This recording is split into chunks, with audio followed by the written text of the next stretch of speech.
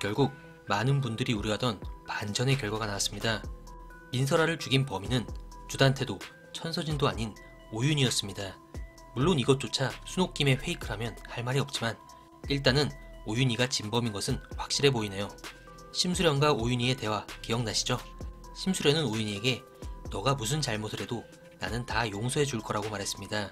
그리고 그 잘못은 결국 자신의 딸을 살해한 것이었네요. 오윤이는 심수련과 만나기로 한 47층 정원에 도착하며 모든 기억이 되살아납니다.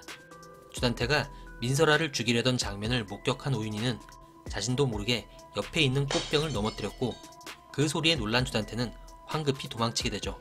하지만 오윤이는 주단태가 못 이룬 살인의 꿈을 기어코 이루고야 맙니다.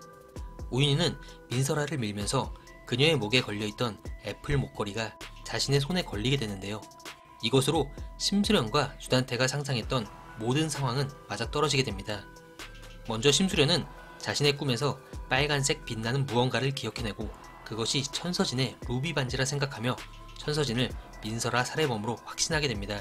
하지만 그 반짝이는 것은 루비 반지가 아닌 오윤이의 손에 걸린 민설아의 애플 목걸이였죠.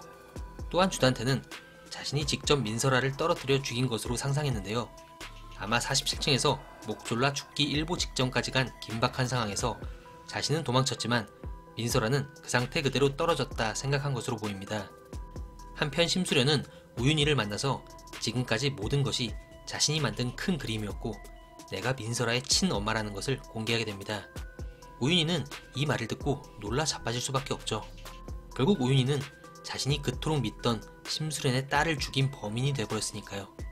하지만 오윤이가 바로 자신의 잘못을 인정하고 용서를 구하진 않을 겁니다.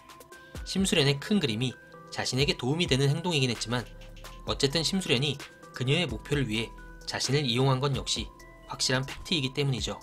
이렇게 심수련에 대한 신뢰가 떨어진 괴물 오윤이는 자신의 과오를 최대한 숨기면서 심수련과 아슬아슬한 공생관계를 이어갈 것으로 보이는데요. 관건은 오윤이의 손에 걸려있던 민설아의 애플 목걸이입니다. 이 목걸이는 아마 오윤이의 집 어딘가에 보관되어 있을 것으로 보이는데요. 이 목걸이를 심수련이 발견하는 순간이 바로 이들 관계의 파멸의 시작이 아닐까 생각됩니다. 또한 오윤이가 주단태에 대한 연민의 감정을 느낀 부분이 있었죠. 바로 주단태가 얼굴에 묻은 피를 보며 자신의 어린 시절 아픈 기억을 떠올리며 괴로워하는 장면이었는데요. 어린 주단태가 피를 묻힌 채로 엄마 죽으면 안 돼를 외치는 장면을 볼 때 아버지의 가정폭력으로 인해 어머니가 자살을 한 것이 아닌가 생각됩니다. 이렇게 주단태의 의외의 모습과 또 자신의 능력을 인정해서 팀장으로 승진시켜준 주단태에게 특별한 감정을 느낀 오윤이는 결국 심수련과 로건리의 복수 프로젝트에 회방을 놓는 드라마 막판 최고의 빌런으로 떠오르지 않을까 싶네요. 한편 주단태의 서재를 뒤지던 심수련과 로건리는 의문의 사진을 한 장 발견합니다. 이 사진에는 주단태와 쌍둥이들 그리고 주단태의 전 와이프로 추정되는 사람이 있는데요. 분명히 주단태는 심수련에게 자신의 와이프는 쌍둥이를 낳고 폐혈증으로 사망했다 했었죠. 쌍둥이들이 이 정도 클 때까지 엄마가 있었다는 것은 결국 주단태는 심수련에게 거짓말을 했다는 건데요. 이 나비 문신을 한 여성의 정체, 왠지 딱 한 명만 떠오르죠. 이 사람은 바로 주단태의 가정부인 양미옥이 아닐까 생각됩니다. 가정부 양미옥은 주단태 집에서 20년 넘게 일을 해왔죠. 즉 쌍둥이들이 태어나기 전부터 일을 해왔다는 건데요. 랩셔를 돌려보면 주단태를 흠모하던 양미옥의 작전으로 이 둘이 어쩌다 잠자리를 가지게 되며 쌍둥이들이 태어나죠.